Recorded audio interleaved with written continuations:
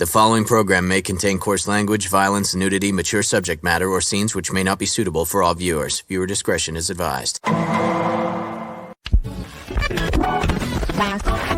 All Hit Radio.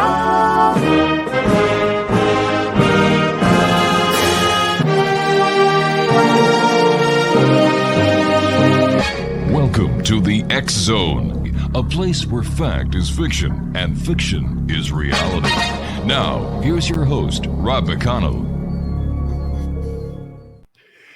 And good evening, one and all, and welcome back to the X Zone. I am Rob McConnell, and for the next 4 hours, I'm your host and your guide as together we cross the time-space continuum to this place that I call the X Zone. It's a place where people dare to believe and dare to be heard. It's a place where fact is fiction and fiction is reality.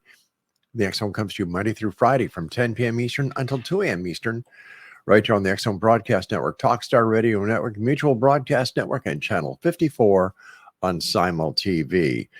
If you'd like to send me an email, xzone@xzoneradiotv.com. Before we get to our first guest tonight, Elliott Van Dusen, I've got a little good news to share with you. And in today's society, whenever you get good news, you just have to share it. Earlier this morning, I came to the office to do a Zoom call with one of my colleagues. And the first email I opened up it said 2022 Media Innovation Awards. And I figured, okay, let's see what that is. Anyway, to make a long story short, it reads as follows. Media is highly captivating and transformative industry that plays a significant role in global communications. It is an immense source of knowledge and conveys important influences on shaping society and corporate market trends. As the COVID-19 pandemic has continued, it has accelerated many trends within this sector and has ultimately created upcoming changes as digital has become the way forward. It gives us great pleasure to advise you that XZBN, the X Zone Broadcast Network, a division of Relmar McConnell Media Company, has been presented with a prestigious award of Best New Age and Holistic Media Broadcast Enterprise of 2022. Wow. That's what I call starting a week off to a great start. So I'd like to thank each and every member of the X Zone Nation who listens to us, who watches us, who reads our newspapers and other publications, for sticking with us these past 33 years.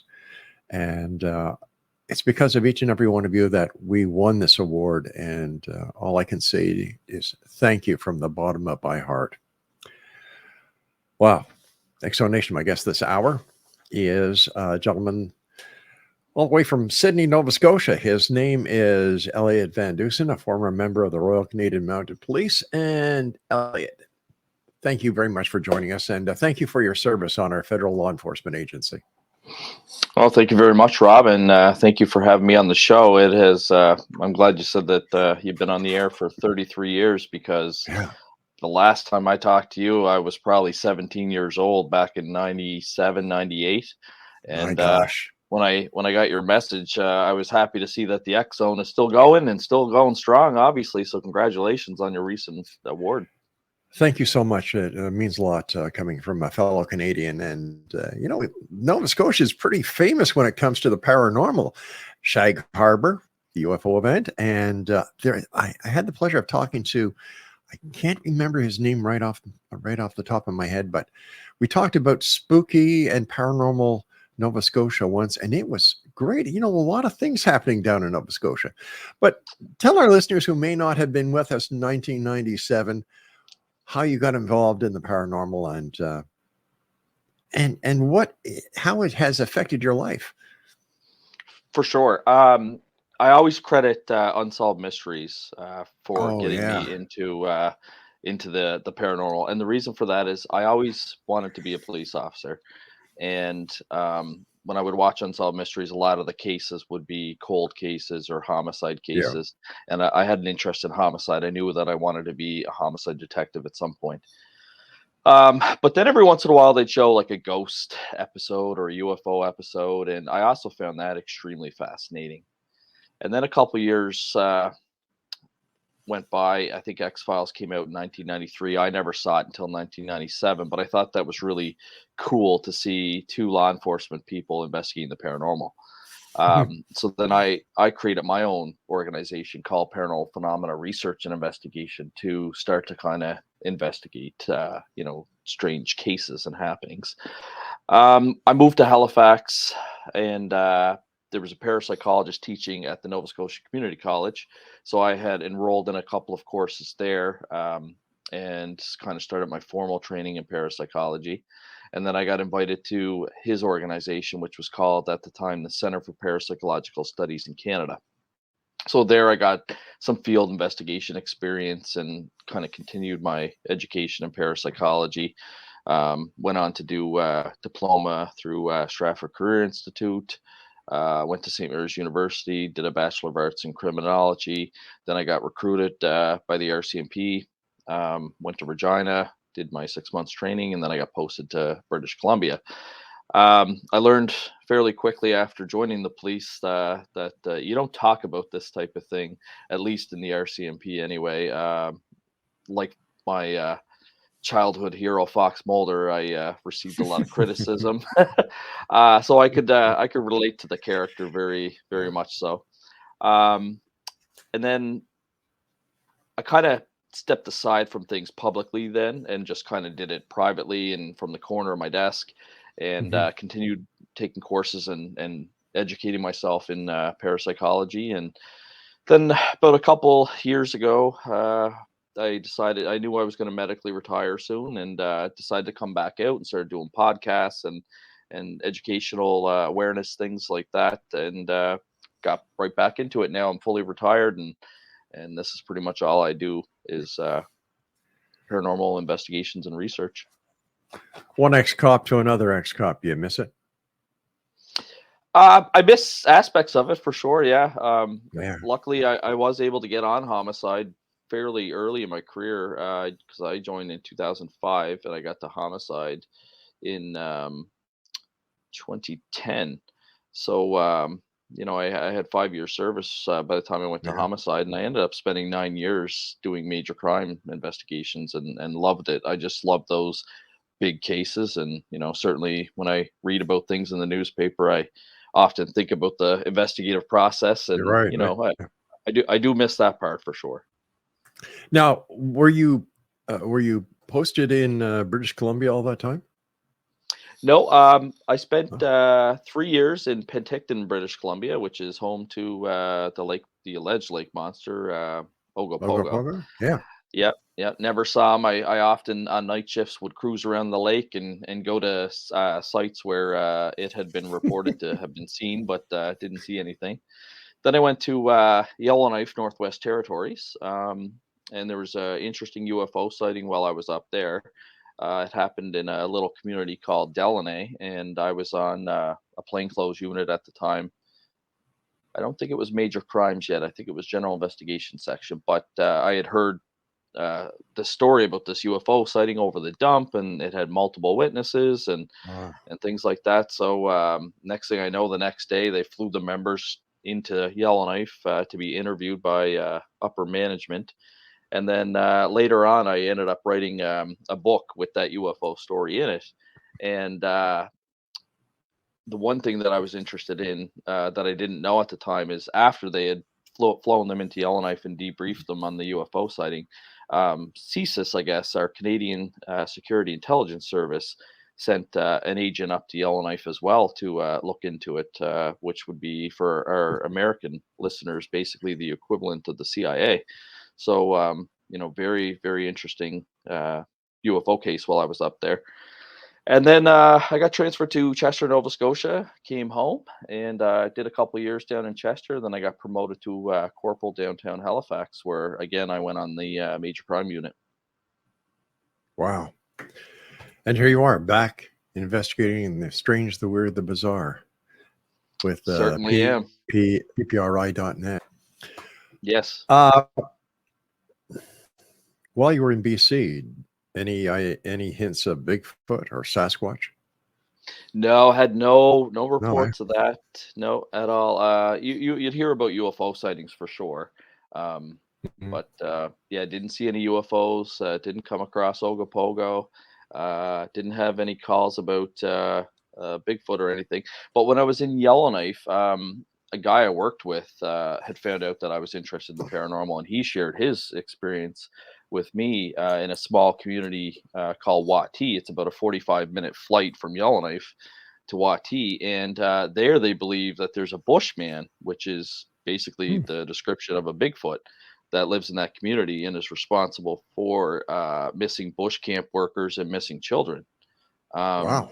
and they take it seriously. My friend told me that he used to get called out, 2, 3 o'clock in the morning. Somebody'd think that the Bushman was breaking into their house. He'd have to go and investigate, and he never. It was funny. He was tired and probably cranky, and he was looking around the guy's house, and there was snow on the ground, and he said, well, there's no footprints. And the guy looked at him like he was crazy and just said, the Bushman doesn't leave footprints. And but they're dead serious. Like Yeah. they believe in that. And I ended up meeting another member that had worked there at a different time and said the same thing, that you'll hear strange noises in the bushes that sounds like an injured animal or something similar to that. And Mhm. the locals would get all scared and stirred up, thinking that the Bushman was coming. And they would meet in the community hall and bring all the kids there and sound like a little town alarm. And they took it Wow. serious. But I never came across the Bushman either while I was up there, but certainly looked for him. Elliot, you and I have to take our first break. Thanks so much for joining us. And again, thank you for your service as a member of the RCMP. You guys have a thankless job many times, but we appreciate what you've done. Thank you. For more information about our guest this hour, Elliott Van Dusen, visit ppri.net, and we'll both be back on the other side of this break as we continue right here from our broadcast center and studios in St. Catharines, Ontario, Canada. Don't go away.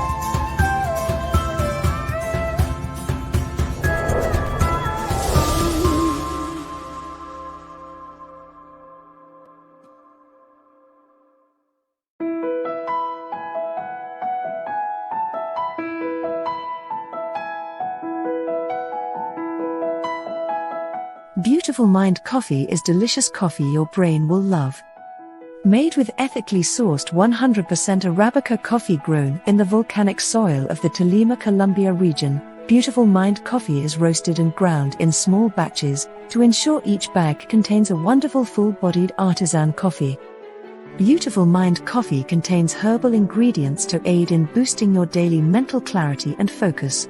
Maca root powder, green tea extract and American ginseng have all been selected for their ability to support good brain health.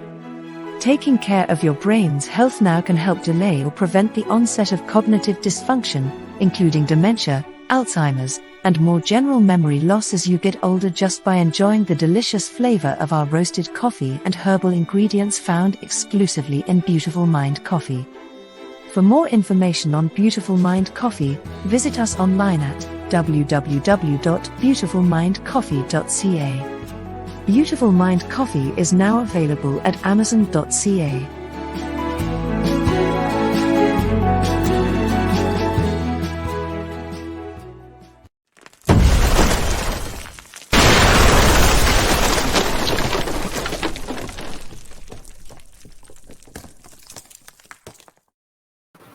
Exonation, Elliott Van Dusen is our special guest. His website is ppri.net. And Elliott, what does the paranormal phenomena research and investigation do? That's a great question. So, for the most part, I find we receive cases about hauntings um, involving ghosts or Mm-hmm. apparitions. But we do investigate anything, UFO sightings, cryptozoology sightings. There was a case many, many years ago of a black panther being spotted in Beaverbank, Nova Scotia. So we took a look at that. Some witnesses had taken, um, photographs of footprints in the snow, and yeah, we would interview Department of Mm-hmm. Natural Resource personnel and things like that, which say that obviously there should be no black panthers in Nova Scotia, but you you never know. A few years ago, they didn't think there was bobcats here either, and they found that there is. So, Wow. we'll take a look at pretty much anything. Now we do push parapsychology quite a bit, which is strictly the study of extrasensory perception, which is then broken into a multitude of things such as telepathy and psychic mediums and things like that. Right.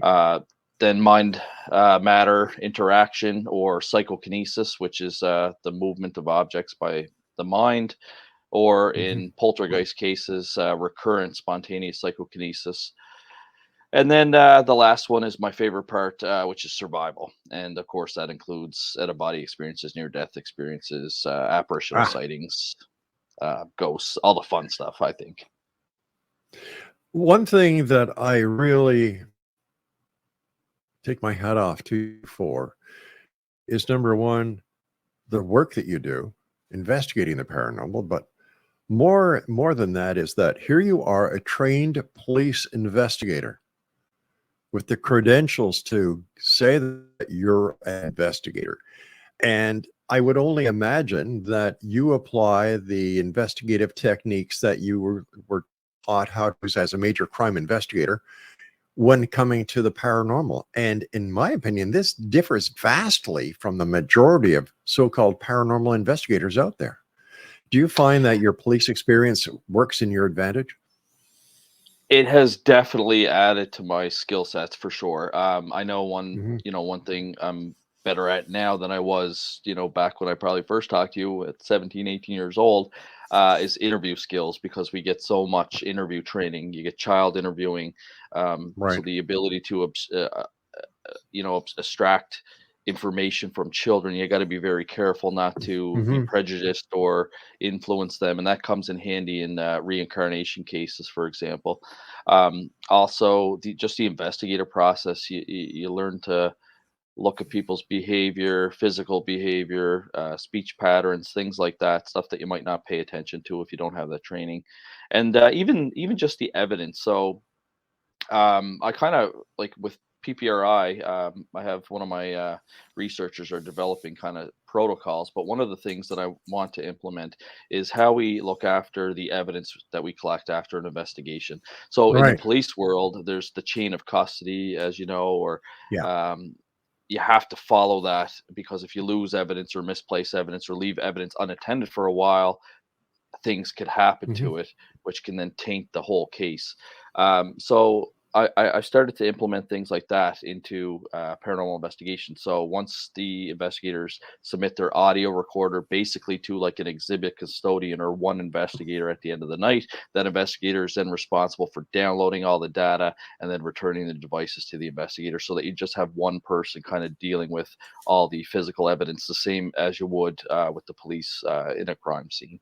Just things like that to kind of tighten up, protocols, and Sure. and try and bring the most integrity, I guess, to an investigation. How come to this very time, to the best of my knowledge, there is no central data bank that paranormal investigators like yourself do not have access to, information that is shared by other investigators? For example, in the police force, CPIC, we used to Yes. be CRPQ we had access to CPIC. If I wanted to run a license plate from Nova Scotia, you ran it. And the information exchange is what helps solve so many of the police cases, because that open and the open access to the information is there. And I've often wondered why that information system has not been created yet for the paranormal. Yeah, that's a great that's a great statement to make, really, and it's something that we've very limited kind of just started, is a Yeah. database map, which is on our Right. website, and it's still in its kind of beta stage there, and being Hmm. some kinks being tested out. But we kind of want to create something like that where, if you're interested in, say, Sydney, Nova Scotia, and you want to see what kind of paranormal stuff's going on there, that you'll be able to like log into this map and pull up different cases that different investigators have reported from all over. because there's not just different locations, but also different groups investigating different Sure. places as well, right? So, um, and we do have an ability to like upload some photographs and things like that. So it's in its early infancy, but that's kind of along the lines like what I would like to see created, because like you said, if you're doing a full investigation, you want as much detail as possible, Sure. and those police database systems are very powerful. I've even solved crimes on what they call like street checks, and I know the term street check these days kind of has a bad name, but if you saw a suspicious car, for example, in a neighborhood, you would write that, saw a suspicious Honda Civic at 2 Yeah. a.m. in this neighborhood, and then the next day you find out, oh, in that neighborhood there was a break and enter. At least that gives you a lead to Go. kind of follow up on. I remember when the MDTs first became accessible in cruisers, that defense attorneys used to accuse police officers of playing CPIC bingo. It wasn't a matter of playing CPIC bingo, but you're just doing investigative work, and like you just gave the perfect example how it worked. Yeah. What has been your most interesting case Oh, for definitely. PPR? I'd say it was one of the first cases when I was kind of coming back into the public limelight. So I was still an RCMP officer, and I had come across Mhm. a girl I had met on Instagram, and we started talking, and ended up flying down there to meet her. And she showed me she was interested in the paranormal as well. She showed me all around Rhode Island. Got to see the real Conjuring house. Got to see Oh, the really? Snedeker house in Connecticut. Got to see the Devil's Footprints in North Kingston. So it was really, really cool. And she had told me that she had always been surrounded by ghosts her whole life, and that Mm. her current house was experiencing some phenomena. And we continued to talk, and eventually I went down for another visit, but this time she invited me to stay at her house. And she again gave me the fair warning that usually, whenever she has anyone stay over the house, they usually experience stuff. And sure enough, that trip, right off the bat, I started experiencing doors opening and closing on their own, locks locking and unlocking. Actually saw a doorknob turn about three-fourths the way to opening, and then it just stopped. And I opened the door right away, and there was nobody behind it. Um, and each time I would come back to Canada and then go back for another visit, more and more stuff would happen. There was house flies materializing out of nowhere. We had to buy those fly strips, and within seconds they'd be covered in flies. There was electronics being manipulated, children's toys, fire alarms. My God. Eventually, yeah, eventually it was there was so much activity that when I would go back to Canada, it almost felt like a vacation or a break. And I know Mm. that's weird saying that as a paranormal investigator, but you were just so bombarded with things, and like busy documenting things and taking pictures and listening to audio. And um, the I think the coolest thing about that case was towards the end. We had tried to get the family priest, because the family was Catholic, family priest over to do a blessing and help clear the house. But he wasn't doing deliverance work anymore, which is the proper term for kind of exorcism type work in the Catholic world. But we called a medium that we trusted and was reliable. She had come in, and I had just purchased a FLIR, forward infrared looking camera, and we had physically felt a cold spot and could see goosebumps and hair stand up on my arm and the homeowner's arm, but the equipment didn't register anything, which is not uncommon in paranormal investigations, is that people perceive that feeling, but the equipment doesn't detect it. Um, so then in the book, you'll see a couple of pictures. You'll see one picture of like a pie plate on a bed, and it's hot because Yeah. the sage, the herbs are burning. And then you'll see the Mhm. medium across the bed. And then as she's calling the entity towards her, all of a sudden on the FLIR, I could see these dark, distorted footprints appear across the bed cover, walk around the pie plate, and go over towards the medium. And she didn't know this was happening at the time, but all of a sudden she says, I feel like the entity's over by me. And I'm looking at the FLIR, and I'm like, yeah, no kidding. Like all of a sudden, there's these dark, distorted footprints kind of walking across the bed cover, going right towards her. And she said a few more like non-denominational prayers, and then she said that she feels that the entity, whatever it was, departed, and we didn't feel any different, and the roof didn't blow off, and papers didn't fly around the room. And she said normally, in cases like that, there's nothing dramatic, but all she could say was that she felt like the entity departed, and the people haven't had any issues at the house since November of 2018. My goodness. Now, that is in your book that you wrote called Evil in Exeter. Am I correct? Yeah, so that was the first book that I had written. Yeah, it was just such a case that when I talked to other people colleagues of mine and stuff like that, they said, "Oh, you have to try and write a book on it." So I did, and a lot of people, I got a lot of good feedback, and a lot of people found the story fascinating. Can you share with us a story that you collected from one of your law enforcement buddy officers that you found most fascinating? Oh, the most fascinating one that I love is it was a murder in a small town called Stellarton. And what had happened is the police officer that was working that night didn't know about the murder. So he was working, and they got a call one night from a janitor that was working at the Canada Post office cleaning, and it was closed, and he could hear a loud disturbance occurring upstairs. He said it sounded like somebody was being thrown through the wall. He could hear furniture breaking. He could hear lots of thumping and a woman screaming.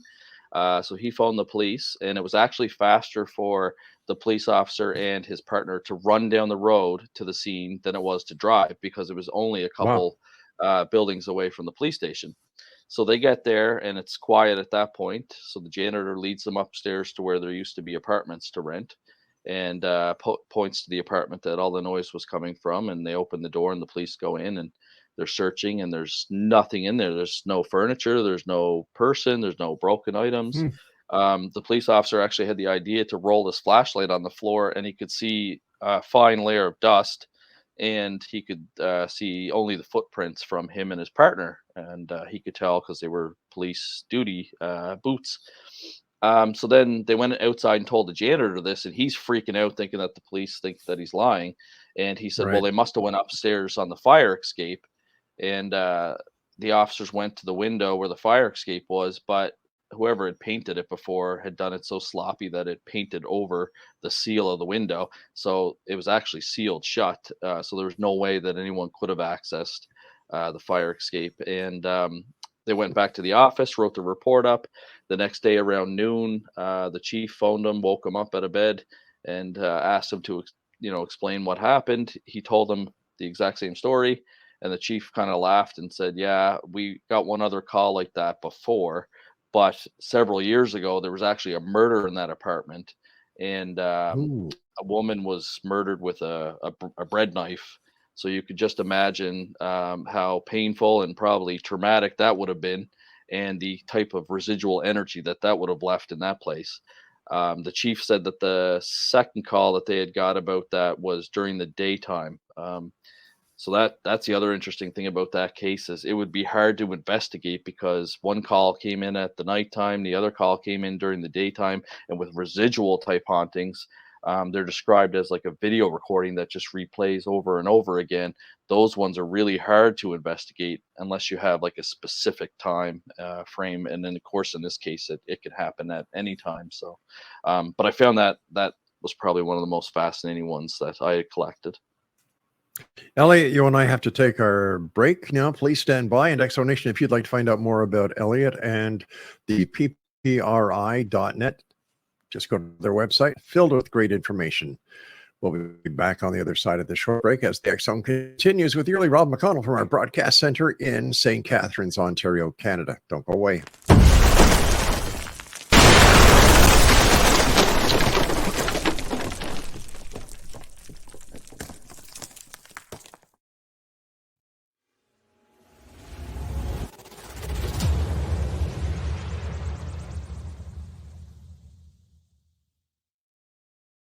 So I was watching the X Zone TV channel last night when I was abducted by aliens, and they kept repeating to me over and over again, simultv.com, simultv.com. What's simultv.com? That's what I asked them. They had it written on the side of their UFO. How do you spell that? UFO. No, I mean simultv.com. simultv.com. simultv.com. Right. simultv.com. Interesting that you were abducted by aliens in a simultv.com UFO last night. Oh, yeah? Yeah. Now that you mention it, I remember now last night I was awakened from a deep sleep. My great-grandmother was standing there. She said she come from the hereafter to tell me about simultv.com. She even spelled it out for me. simultv.com, sonny boy. simultv.com. simultv.com, sonny boy. Wow. Yeah. Guys, you'll never guess what my psychic guru just told me. simultv.com. Exactly. Are you guys psychic too? Of course. We all know about simultv.com. simultv.com.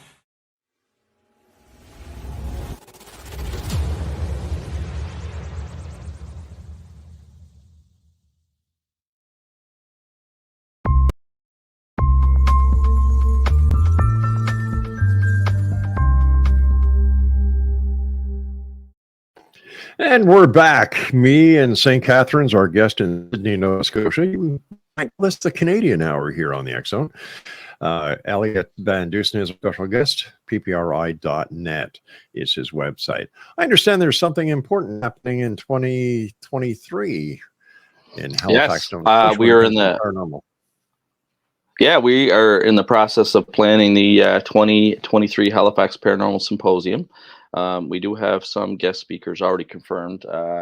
One of them is Chris Stiles, big ufologist here in Nova Scotia. Yeah. He has done a lot of work on the Shag Harbor UFO crash, and I believe the last time I talked to him, he had some information kind of about the secondary UFO story that comes from Shag Harbor in Shelburne. There's always that story that they tracked the UFO underwater and it went off the coast of Shelburne. There's talk of another ship coming down to help repair it, and then the two of them take off out of the ocean. So he said that his lecture next year will be focused probably on that case. So looking forward to that, and just trying to lock down a couple other guest speakers. Got a few people in mind, but where it's our first one, I don't want to bite off more than I can chew. So we're doing a one-day event. It'll be a full day. Smart. 5 guest speakers, and we'll see kind of how the reception goes to it. It's a lot of work for sure, but I think it'll be very beneficial, and it goes towards one of our mandates with paranormal phenomena research and investigation, and that's public education on the paranormal. Excellent. What is your take on the Shag Harbor incident? I love it. I think it's almost proud of it, I guess, because they always call it the Canadian Roswell, and it happened in my home province, and I've been down there, and it's just such a fascinating story. It's fully investigated by the Royal Canadian Mounted Police, the Canadian Coast Guard. So there's government documents, about this crashed object that they still to this day don't know what it was. Lots of different witnesses, multiple witnesses. It's just a great case. I think it's it's a strong UFO case. I mean, there's no doubt about it. Something crashed in that water, and it's still unknown to this day. Chris has done a fantastic job over the years on his research and keeping people abreast of any new developments. In your opinion, where is the most haunted place in the province of Nova Scotia? One of the most haunted spots that always comes up, I would say, is the Five Fishermen Restaurant, which is downtown Halifax. It's an amazing restaurant. It's a higher end restaurant. It used to be a funeral home, though, back in the day, Snow's Funeral Home, and it housed the bodies from the Titanic disaster, and it also housed bodies from the Halifax explosion. So kind of got a creepy history there.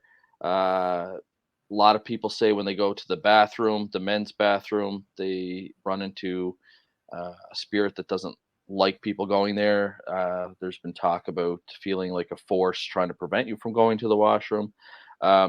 Last time I ate there, I actually asked my waiter if he had experienced anything, and he said he personally hasn't. He's heard the stories.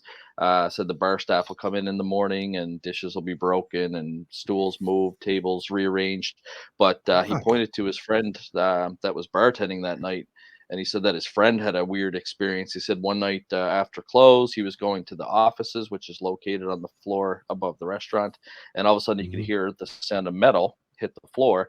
And when he turned around, all of a sudden, there was this like old antique skeleton key that had just appeared out of nowhere and landed on the floor there. So he brought it to the manager's office. So certainly, certainly has its history, and it certainly has current stories about it. So definitely worth checking out if you're in the city of Halifax. Why do you think some people have been witness to paranormal events and others can be standing right beside someone who's experiencing a paranormal event and see nothing, hear nothing? It's so true. There's one case I'm thinking of actually, and Chris Stiles did a great job investigating it. And I actually I wrote about it in one of my law enforcement books, paranormal law enforcement books. But it was in Lower Sackville, and it was a UFO sighting, and it was exactly what you just described. There was one family that saw the UFO and heard this loud noise, and the house shook, and it terrified them so much that they hid underneath their bed. But then Wow. the people next door, including the RCMP officer that had attended to investigate, said that they just saw a UFO, but there was absolutely no sound at all, nothing shaking, anything like that. But totally two different experiences, and the people were just side by side to each other. So in cases like that, I mean, the simple answer is I don't know. I don't know why one person would report, a house being shaken and loud noises when the neighbors right next door and the police are not seeing that. You would think you would tend to kind of go with the credible witness, your professional witness, the police officer that's sworn to do his duty and is considered Yeah. an expert witness. But I also don't discount the other people's experience as well. I do know from even just basic police training, they do a scenario where somebody will run into a classroom and kind of act crazy and whatever and run out, and then get everyone to write down what they saw, what they witnessed, what they heard, and you'll get 30 different answers and responses. And that boils down to human perception. A lot of TV shows out there now investigating paranormal events, investigating UFOs, Skinwalker Ranch, and so on. What's your take on them? Are they doing more harm than good, or more good than harm? It's really interesting that topic because I've been involved. I've been on TV, and I did some work with Discovery Channel and History Channel. But with those shows, I mean, I always go about the route that it's strictly entertainment. Recently, a colleague of mine, Daryl Walsh, and I had pitched this great TV show with our producer friend Donna Davies. It was going to be scientifically based, and one network actually told us that it was too scientific. People don't want to hear that the paranormal doesn't exist or that something doesn't exist. There has to be a scare every 3 to 5 minutes, and they listed out all this criteria. And by the end of it, when I read the criteria, I said, well, this is not a paranormal show. Then this is basically, you're looking for a fiction, like a drama fiction show. And, I sit on, a research panel with the Rhine Research Center. We attend meetings once a week and meet with all the experts in the field, like Lloyd Auerbach and, Jim Horan and all these great, brilliant minds. And there was just no way I could do a television show like that and then show up and look at these people in the face. Yeah, I can understand that. Listen, my friend, you and I have to take our final break. Please stand by. And Exonation, if you'd like to find out more information about our guest this hour, Elliott Van Dusen, visit his website, ppri.net. And we'll both be back as we wrap up this segment of the X Zone from our broadcast center and studio in St. Catharines, Ontario, Canada. Whatever you do, don't go away.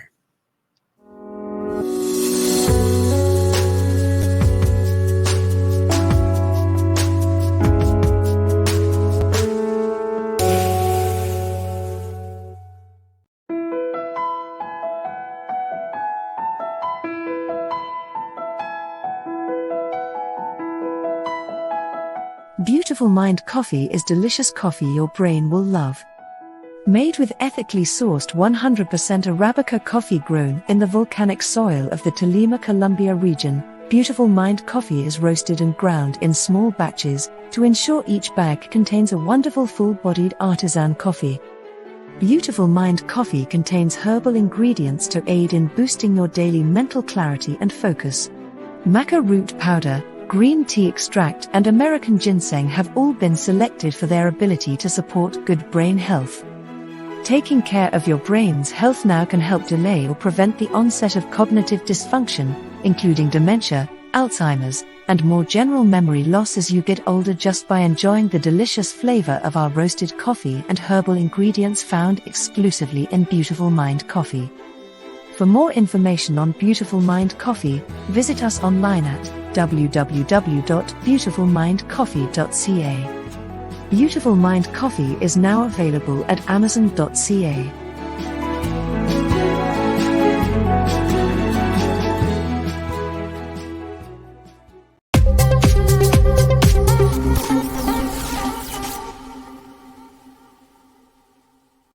And welcome back, everyone.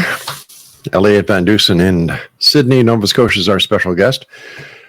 And he is the gentleman behind ppri.net. First of all, Elliott, thanks very much for coming back all these 25 years later. I was honored to be requested, so the pleasure's all mine. Do me a favor, keep in touch. Let's see if we can get some exchange of information going between you and some other people, because I really and truly honestly believe that it's going to take the exchange of information from all paranormal investigators in order to solve what this mystery is.